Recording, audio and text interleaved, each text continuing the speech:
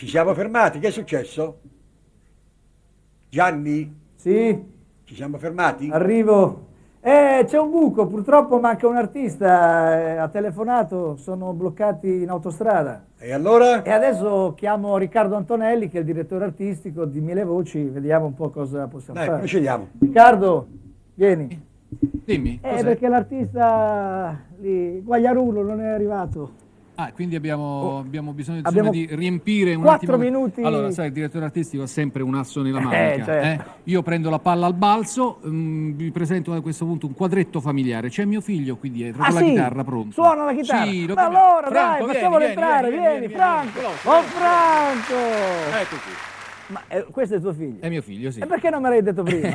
Mi hai fregato. Allora, guarda, io credo che gli amici di Mille Voci saranno così, apprezzeranno questo Prova di momento, sederti un attimo. questo momento familiare, carico così di affetto e di complicità. Intanto in tra un diretta padre, portaci tra un padre e un figlio. un'asta col microfono.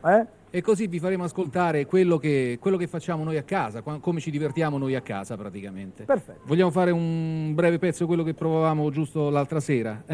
Yesterday. The Beatles. Allora, lui suona Bellissimo. soltanto da 2 mesi, Sì. io non sono un pianista e quindi... Bene.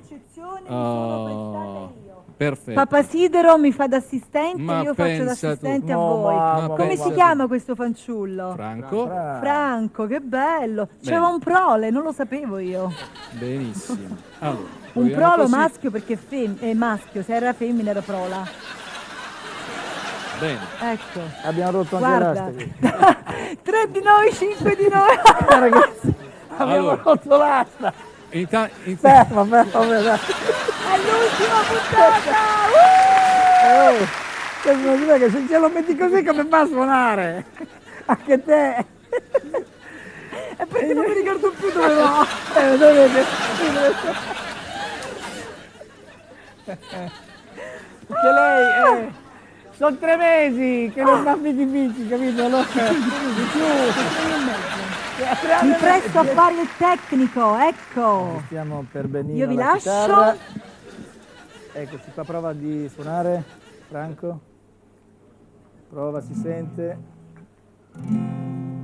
Oh yeah. Yesterday, Riccardo e Franco Antonelli.